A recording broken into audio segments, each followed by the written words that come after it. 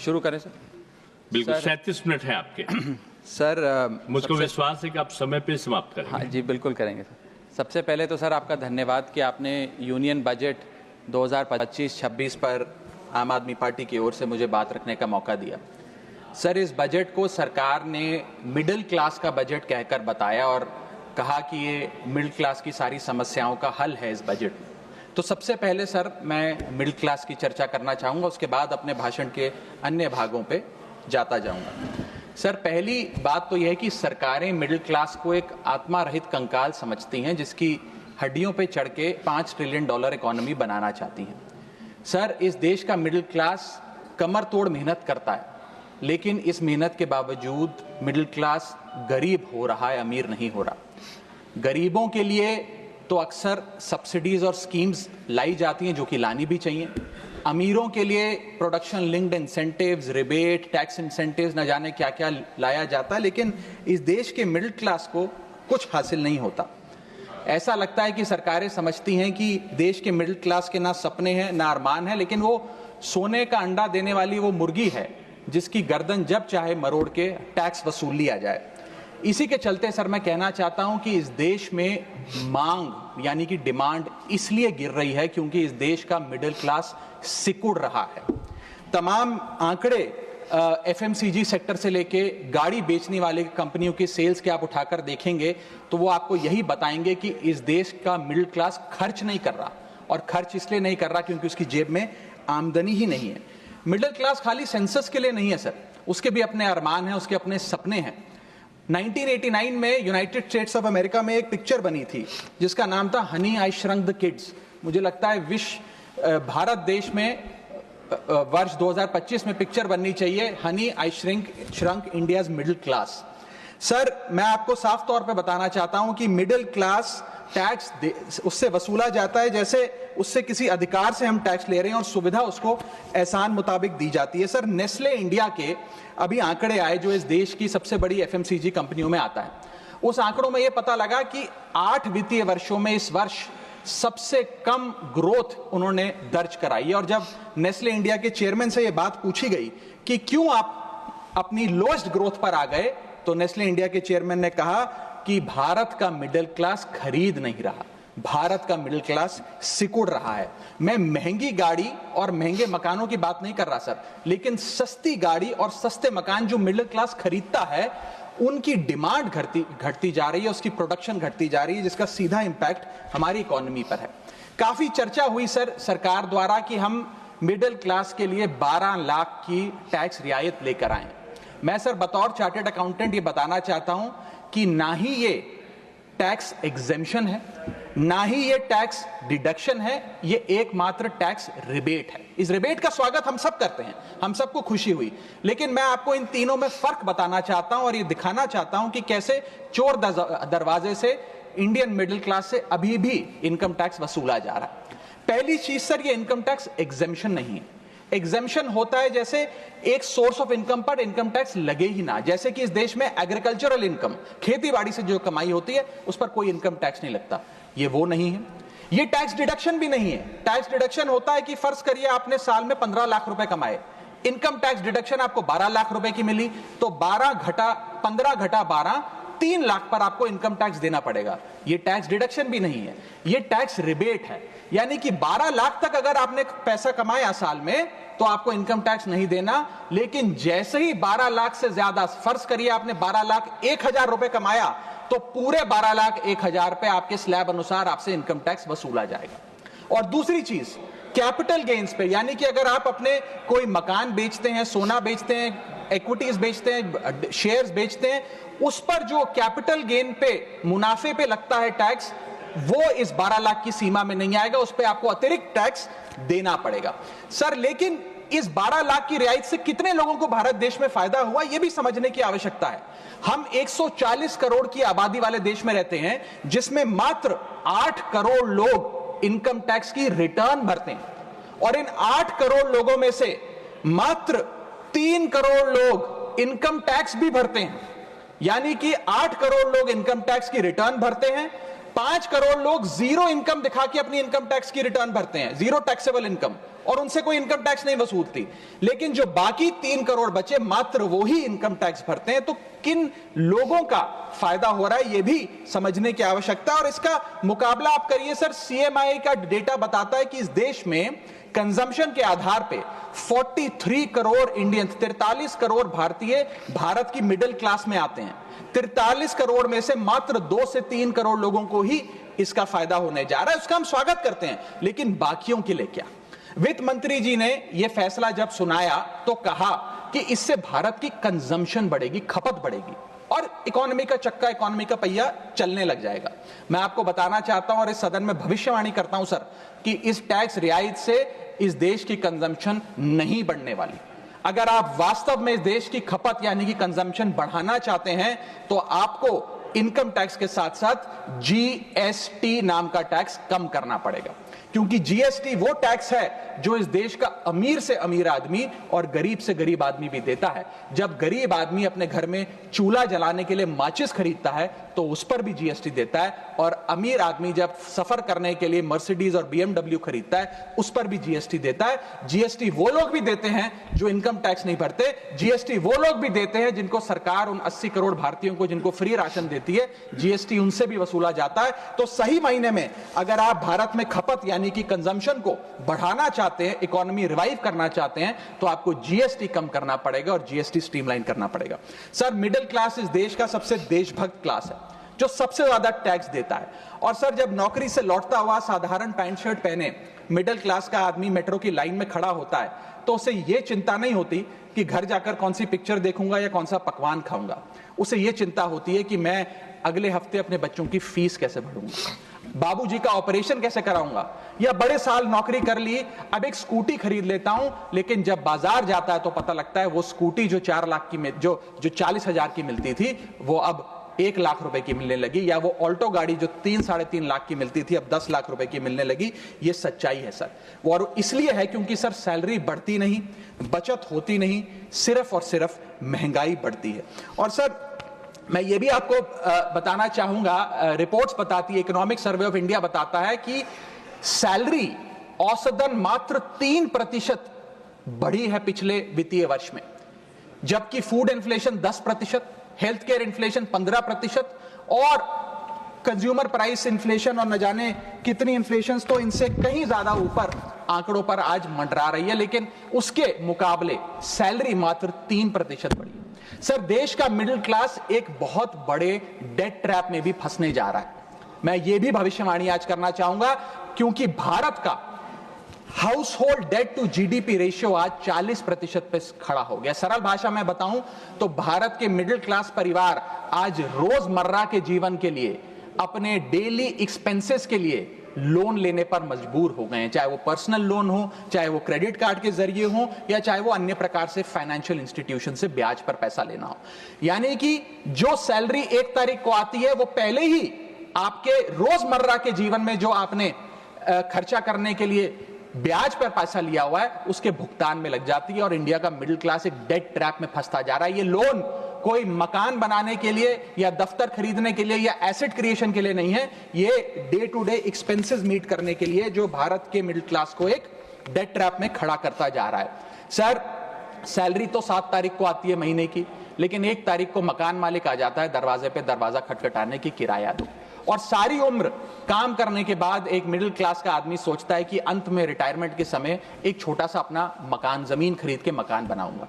जमीन खरीद के मकान बनाना तो छोड़िए सर, आज रियल एस्टेट के प्राइसेस आपकी अर्निंग्स, मिडिल क्लास की अर्निंग्स के मुकाबले इतने ज्यादा हैं कि रिटायरमेंट 2-3 जन्म काम करने के बाद, रिटायरमेंट लेने के बाद भी शायद वो 2 BHK अपार्टमेंट भी नहीं खरीद पाएगा। इसीलिए मिडिल क्लास आज सरकार को वो गाना सुनाना चाहता है कि सारी उम्र हम मर मर के जी लिए, एक पल तो अब हमें जीने दो। सच्चाई यह है सर कि मिडिल क्लास के घरों में जब कभी शादी का कार्ड आता है तो चिंता हो जाती है कि सगन में कितना पैसा देना पड़ेगा, और साथ ही साथ नया सूट सिलवाना पड़ेगा, ट्रेन का खर्चा हो जाएगा, एटसेट्रा। सर, मिडिल क्लास के साथ साथ मैं दूसरा बड़ा मुद्दा जो आज इस वक्तव्य में आपके सामने पेश करना चाहूंगा सर, वो है रेलवे का।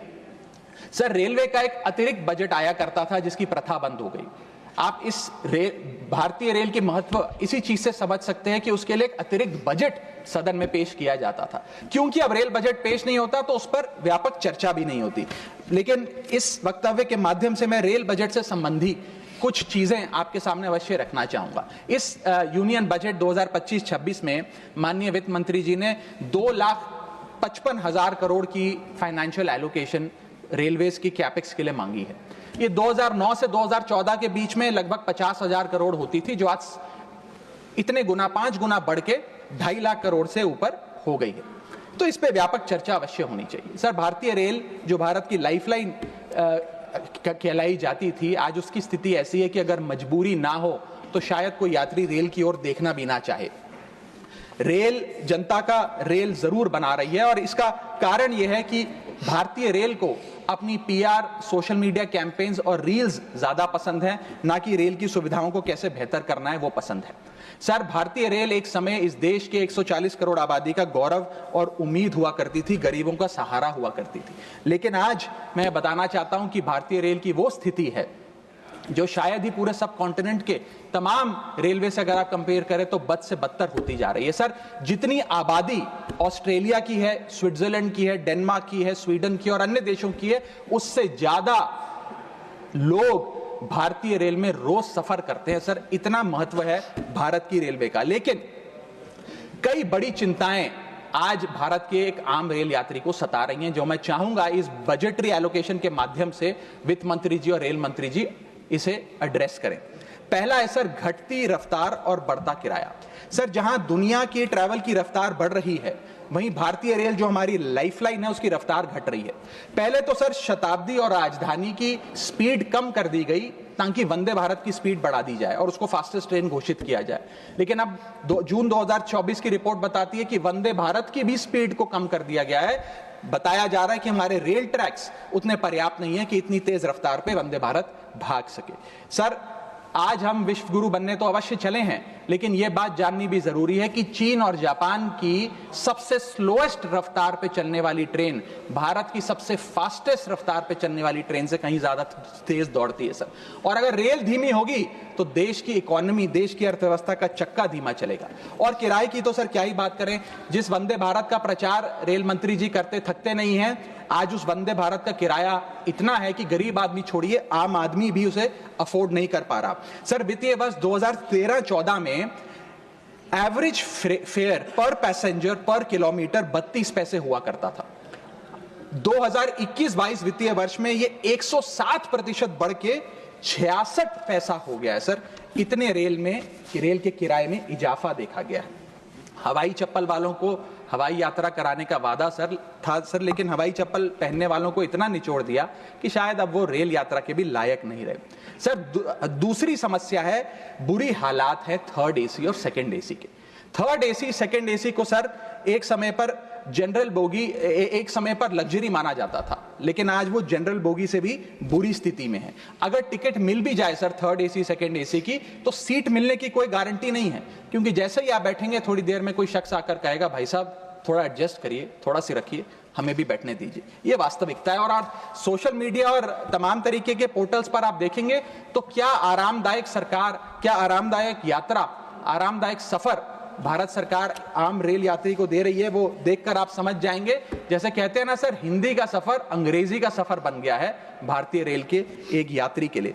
कई रूट्स पर आलू की बोरियों की भांति लोगों को ठूसा जा रहा है, और अगर शौचालय में भी, ट्रेन के टॉयलेट में भी सीट मिल जाए तो आदमी अपने आप को सौभाग्यशाली समझता है।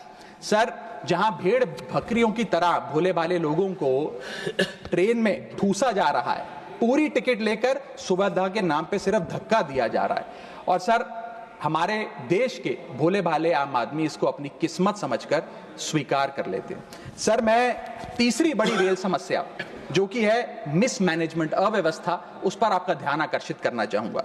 सर, पहले तो रेल की टिकट मिलती नहीं, अगर मिल भी जाए आपने अगर 2, ढाई, 3 महीने पहले टिकट बुक कराई हो, टिकट कंफर्म हो जाए तो सीट मिलने की कोई गारंटी नहीं।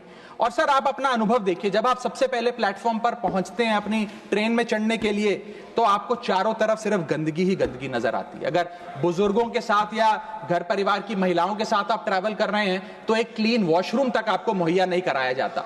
और हालात यह है कि लोग मजबूर हैं प्लेटफॉर्म पर अखबार बिछाकर सोने के लिए, और वेटिंग एरिया के नाम पर तो सर सिर्फ एक नेम प्लेट, एक बोर्ड लगा नजर आता है और कुछ नहीं नजर आता। तो सर ट्रेन पे चढ़ने से लेकर ट्रेन पे उतरने तक की एक बड़ी लंबी फहरिस्त है अव्यवस्था की।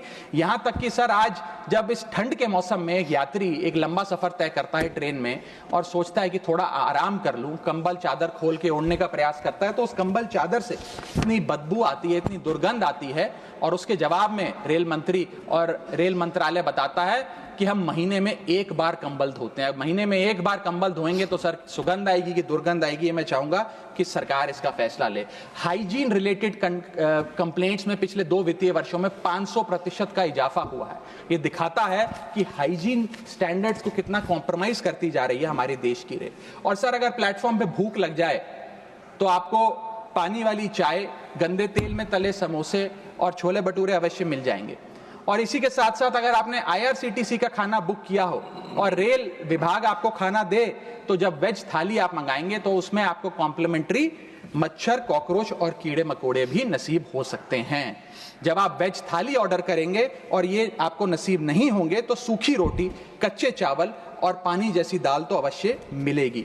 सर महाकुंभ को लेकर कई आयोजन बड़े बड़े किए गए और कहा गया कि भारतीय रेल बड़ी सक्रिय होकर महाकुंभ का आयोजन कर रही है। मैं बताना चाहूंगा कि प्रयागराज का रेलवे स्टेशन और आसपास के कई रेलवे स्टेशन को बंद करना पड़ा क्योंकि सरकार क्राउड मैनेजमेंट नहीं कर पाई। और कहां पर ये स्पेशल ट्रेन चल रही है महाकुंभ के लिए, मैं पूछना चाहूंगा कोई व्यक्ति है जिसके पास एक स्पेशल ट्रेन की कंफर्म टिकट है सर? और सर मैं चौथी बड़ी चीज जिस पर आपका ध्यान आकर्षित करना चाहूंगा वो है आम आदमी से लूट। सर पहले तो IRCTC की वेबसाइट का इंटरफेस कुछ इस प्रकार है कि आप टिकट बुक नहीं कर पाएंगे। जब बुक करने के लिए थर्ड पार्टी एप्स पे जाएंगे तो वो आपसे मोटा कमीशन लेंगी। अब खुदा ना खास्ता आपकी यात्रा कैंसिल हो जाए तो मोटा कैंसिलेशन चार्ज भी आपसे वसूला जाएगा। और प्लेटफॉर्म टिकट की तो क्या बात करें सर, आपके सगे संबंधी अगर आपको प्लेटफॉर्म पर छोड़ने आए तो कितना प्लेटफॉर्म पे खर्चा होता है, कितनी प्लेटफॉर्म टिकट किस रेट पर वसूली जाती है वो आपको पता है सर। और हालात ऐसे हैं कि वहां पर बिस्लरी का पानी आप प्लेटफॉर्म पर खरीदिए तो बिलसेरी का नकली पानी आपको दिया जाता है। ऐसे ऐसे ब्रांड्स के चिप्स, चॉकलेट्स, बिस्किट्स और पानी दिया जाता है जिन ब्रांड्स का आपने कभी नाम नहीं सुना। सर 5वीं समस्या है ज्यादा से ज्यादा नॉर्मल ट्रेन चलाने की आवश्यकता। सर बुलेट ट्रेन और वंदे भारत से ज्यादा किफायती यात्रा नॉर्मल ट्रेन में हो जाए तो देश का आम आदमी खुश हो जाएगा। आज इस भीषण महंगाई और भयंकर बेरोजगारी का आलम कुछ इस प्रकार है कि लोगों के पास समय ही समय है लेकिन पैसा नहीं है। भले ही आप आधा 1 घंटा रफ्तार धीमी कर दें लेकिन 2000 रुपए में मिलने वाली टिकट को ट्रेन की 500-600 रुपए कर दें तो आम आदमी का बहुत भला हो जाएगा। सर इसी के साथ साथ मैं बुजुर्गों की बंद हुई सब्सिडी पर भी आपका ध्यान आकर्षित करना चाहूंगा। 2020 में सरकार ने बुजुर्गों को मिलने वाली रेल टिकट पर जो सब्सिडी थी वो बंद कर दी, जिसके चलते सरकार ने काफी ढोल बजाकर कहा कि वित्तीय वर्ष 22-23 में उन्होंने 2242 करोड़ पैसे 150 मिलियन सीनियर सिटीजन से वसूल किए हैं, यानी कि 2200 करोड़ की रेलवे की इनकम में इजाफा हुआ। अब बताइए सर, क्या हम अपने बड़े बुजुर्गों की हड्डियां निचोड़कर भी पैसा वसूलेंगे?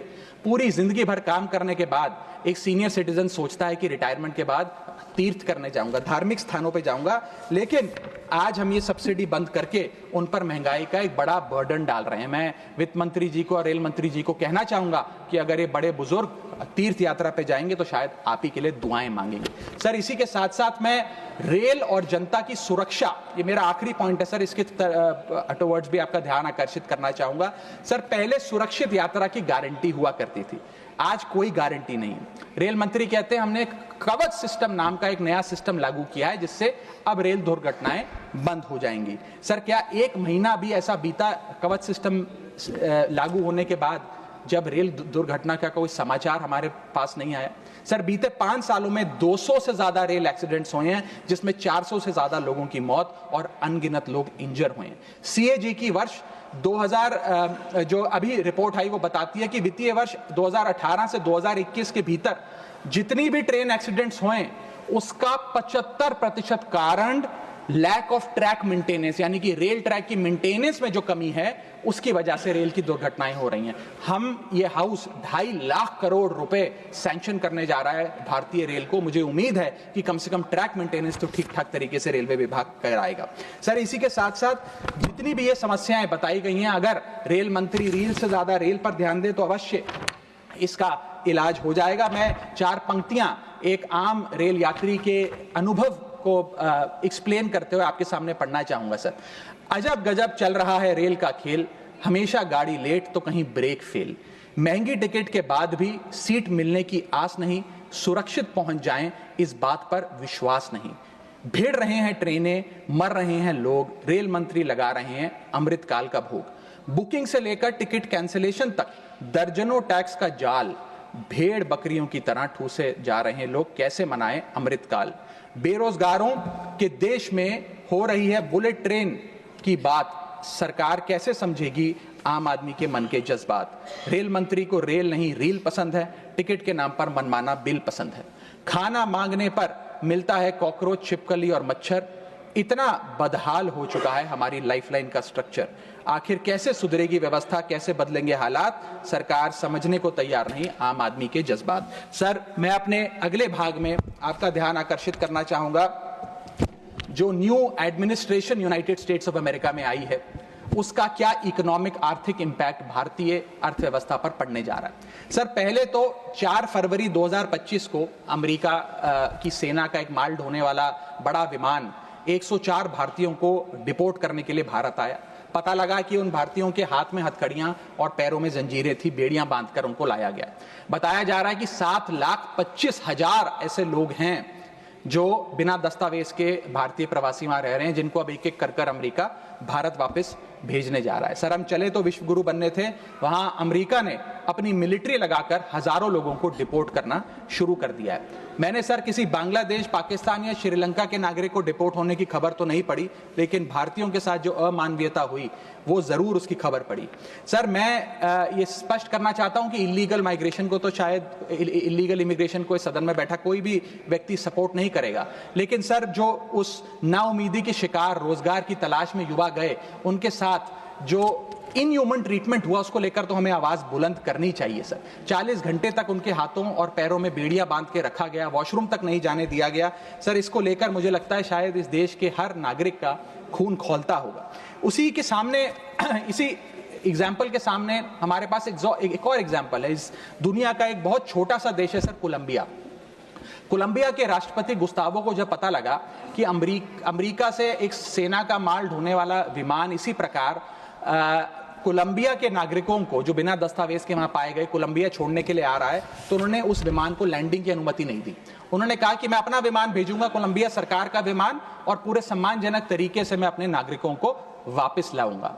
सर, वास्तव में कोलंबिया जो डटकर अमेरिका के सामने खड़ा हो गया, वो असल विश्व गुरु बना इस महीने में तो। और मैं मिनिस्टर ऑफ एक्सटर्नल अफेयर्स से भी पूछना चाहूंगा सर कि वो खुद क्यों नहीं गए इन नागरिकों को, हमारे भाइयों बहनों को रिसीव करने, क्यों हमने जहाज नहीं भेजा, अपना भारतीय वायुसेना का जहाज उनको वापस लाने के लिए। और जब हमारे पास पहले से ही सूची थी कि इन 104 भारतीयों को डिपोर्ट किया जा रहा है, तो हमने इसके खिलाफ प्रोटेस्ट क्यों नहीं किया? क्या अमेरिकी दूतावास से किसी को बुलाया, किसी से चर्चा करी, अपना विरोध दर्ज कराया? और अंत में सर, गुजरात, उत्तर प्रदेश, महाराष्ट्र, पंजाब और हरियाणा, इन तमाम राज्यों के ये लोग थे जो आए, लेकिन प्लेन को न जाने किस कारणवश अमृतसर में उतारा गया। मैं चाहूंगा इस विषय पर भी, इस स्ट्रैटेजिक डिसीजन पर भी माननीय विदेश मंत्री जी ध्यान आकर्षित करें सदन का। सर, क्या आपने कभी सुना है कि स्विट्जरलैंड का कोई नागरिक, डेनमार्क का कोई नागरिक, ब्रिटेन का कोई नागरिक, नीदरलैंड का कोई नागरिक डंकी रूट के माध्यम से अमेरिका गया हो नौकरी की तलाश में?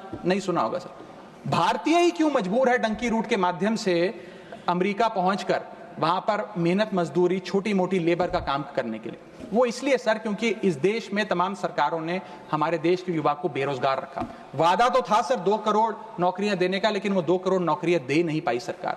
शायद लैक ऑफ अपॉर्चुनिटीज और अनएम्प्लॉयमेंट के चलते लोग अमेरिका जाने को मजबूर हो गए। मैं बताना चाहूंगा सर, आप इसको इस परिप्रेक्ष्य में भी देखने की कोशिश करें कि अमेरिका के सबसे पिछड़े राज्यों में एक राज्य है मिसिसिपी जो आता है। मिसिसिपी राज्य में अमेरिका की सबसे लोएस्ट पर कैपिटा इनकम है।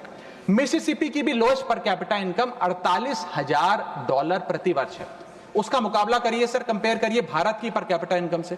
भारत की पर कैपिटा इनकम मात्र $1160 है। कहां अमेरिका की सबसे गरीब राज्य की पर कैपिटा इनकम, यानी कि साल में औसतन मिसिसिपी में रहने वाला एक आदमी $48,000 कमाता है, वहां एक भारतीय औसतन $1160 कमाता है। तो क्यों नहीं कोई बेहतर जिंदगी के लिए, ज्यादा पैसा कमाने के लिए अमेरिका जाने पर मजबूर होगा सर। मैं डोनाल्ड ट्रंप एडमिनिस्ट्रेशन की जो इकोनॉमिक इंपैक्ट भारत पे पड़ने जा रहा है उस पर भी आपका ध्यान आकर्षित करना चाहूंगा सर। सबसे पहले H1B वीजास, ये H1B वीजा जो अब भारी रिस्ट्रिक्शंस के साए में फंसे हुए हैं, इसका सबसे ज्यादा अगर नुकसान किसी को होगा तो भारतीयों को होगा सर।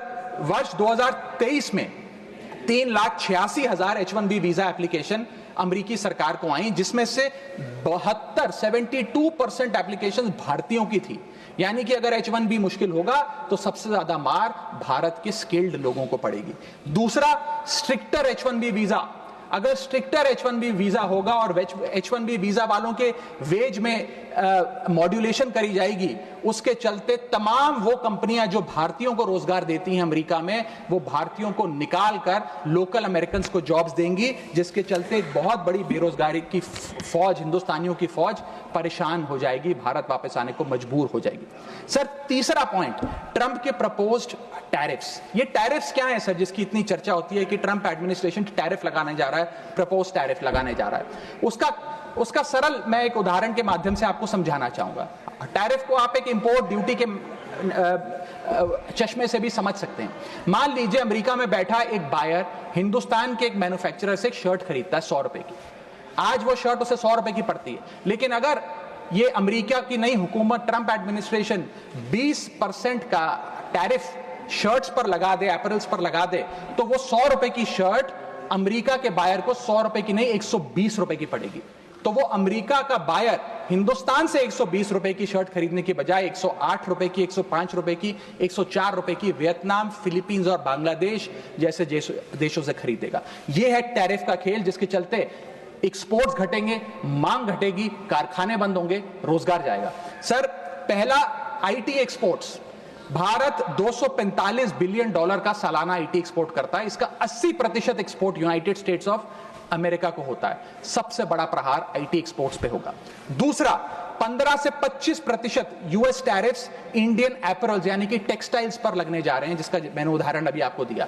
इसके चलते कॉस्ट एडवांटेज भारतीय मैन्युफैक्चरर्स की घट जाएगी, सोर्सिंग और बाइंग हिंदुस्तान से बंद हो जाएगी, और करीब करीब एस्टिमेट्स बताते हैं 2 मिलियन जॉब्स भारत की टेक्सटाइल और गारमेंट इंडस्ट्री की बंद हो जाएगी, जिसमें मेरे लुधियाने, पंजाब से लुधियाने में बहुत सारे टेक्सटाइल हब्स हैं, तमिलनाडु में है, गुजरात में, उनको सबको खामियाजा भुगतना पड़ेगा। सर इसके साथ साथ propose tariffs on Indian pharmaceuticals Donald Trump administration लगाने जा रही है। आज जितने भी pharmaceutical products, generic drugs, generic दवाइयां भारत यूएस को एक्सपोर्ट करता है, उन सब पर यह इंपोर्ट ड्यूटी लग जाएगी। मैं आपको बताना चाहूंगा 40% यूएसए की जितनी खपत है उसके 40% जेनरिक दवाइयां और ड्रग्स भारत सप्लाई करता है। तो इतना बड़ा प्रहार भारत की इंडियन फार्मा इंडस्ट्री पे होने जा रहा है, जिसके चलते रेवेन्यू लॉसेस और जॉब लॉसेस होने जा रहे हैं। तीसरा point, proposed 25% US tariff on Indian auto companies. Automobile, auto parts बनाने वाली कंपनियों पर 25% की ड्यूटी लगाने जा रही है ट्रंप एडमिनिस्ट्रेशन, जिसके चलते $14 बिलियन का ट्रेड इंपैक्ट होने जा रहा है। और इसके चलते भारत में मैन्युफैक्चर हो रही ऑटोमोबाइल्स की डिमांड घटेगी, एक्सपोर्ट घटेगा, कारखाने बंद हो गए और 10 लाख से ज्यादा लोगों की नौकरियां जा सकती हैं। सर चौथा और महत्वपूर्ण पॉइंट, एक बहुत बड़ी बेरोजगारों की फौज भारत की ऑलरेडी बेरोजगार फौज में जुड़ जाएगी। पूछिए कैसे sir?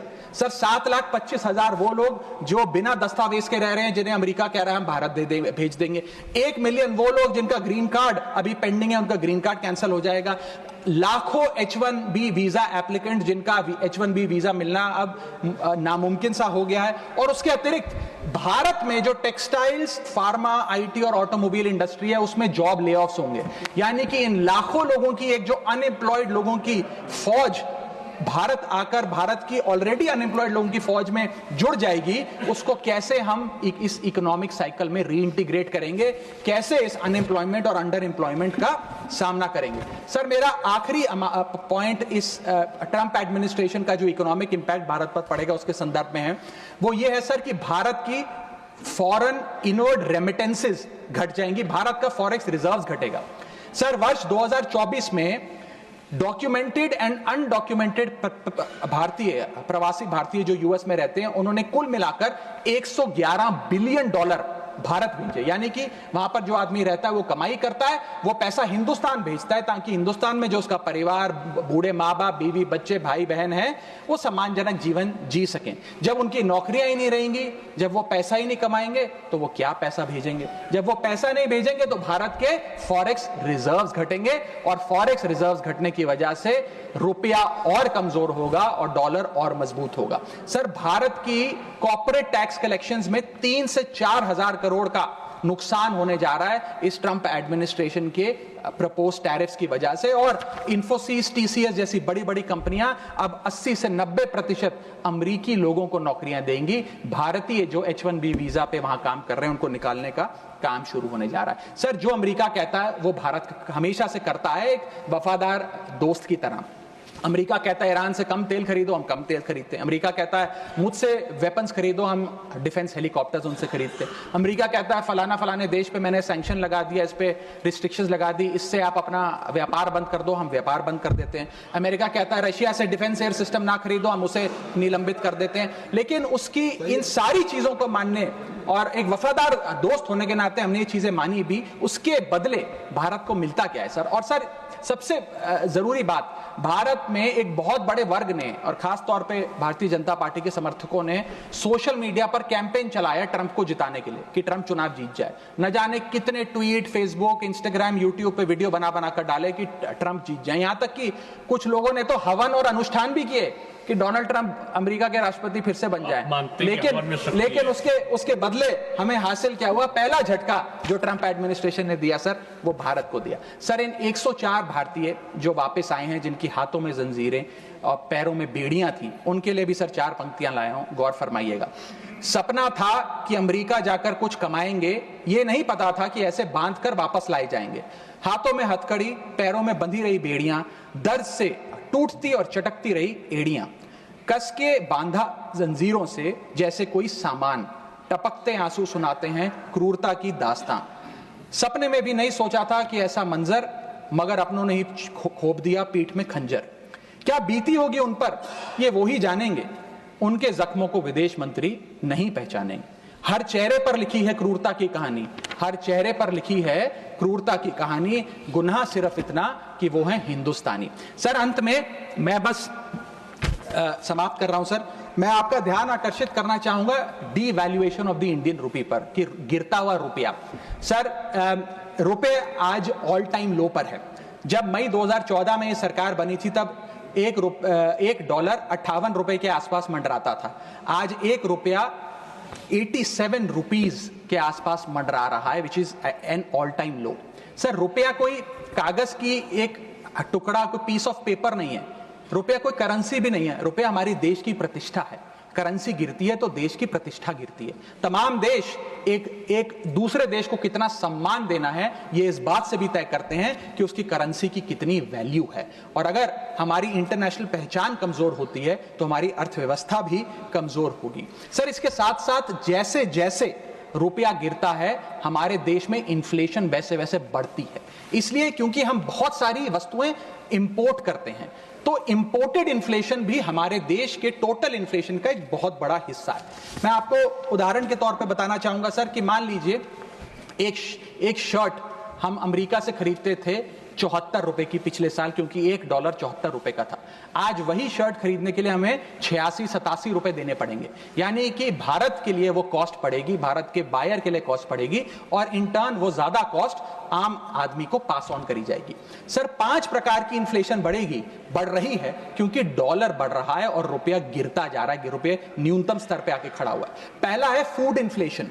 Sir Bharat edible oils और पल्सेस बड़ी मात्रा में इंपोर्ट करता है। भारत की खपत का 56% एडिबल ऑयल हम इंपोर्ट करते हैं, और भारत की पल्सेस की कंजम्पशन का 15% क्वांटिटी हम इंपोर्ट करते हैं। जब इतनी बड़ी क्वांटिटी में हम ये चीजें इंपोर्ट करते हैं, तो अगर रुपया गिरेगा, डॉलर कमजोर होगा, तो हमारा फूड इन्फ्लेशन बढ़ेगा। दूसरा इन्फ्लेशन जो बढ़ेगा वो है एनर्जी इन्फ्लेशन। सर हम अपने क्रूड ऑयल यानी कि पेट्रोल, डीजल और जेट फ्यूल्स जिसे मैं कहूं, उनको इंपोर्ट करते हैं। 85% भारत की जितनी खपत है उसका हम क्रूड ऑयल इंपोर्ट करते हैं अन्य देशों से। उसके अतिरिक्त कोल और नेचुरल गैस भी इंपोर्ट करते हैं। जब रुपया गिरेगा तो ये एनर्जी बास्केट की जो वस्तुएं हैं इनका दाम भी बढ़ेगा और ये और महंगी होती जाएंगी, और जब पेट्रोल डीजल के दाम बढ़ेंगे तो हर चीज पर इंपैक्ट आएगा, चाहे वो रोटी, कपड़ा, मकान, सब्जियां, फल और दूध ही क्यों ना हो। और इसी के चलते जब क्रूड ऑयल अंतर्राष्ट्रीय बाजार में घटता भी है, हम उसका लाभ अपने नागरिकों को नहीं दे पाते, क्योंकि भारत सरकार की तो जेब ढीली ही होती रहती है, क्योंकि रुपया गिर रहा है, ज्यादा रुपया हमें देना पड़ता है डॉलर खरीदने के लिए। सर तीसरा इन्फ्लेशन जो डीवैल्यूएशन ऑफ इंडियन रुपी के चलते होगा वो है हेल्थ केयर इन्फ्लेशन।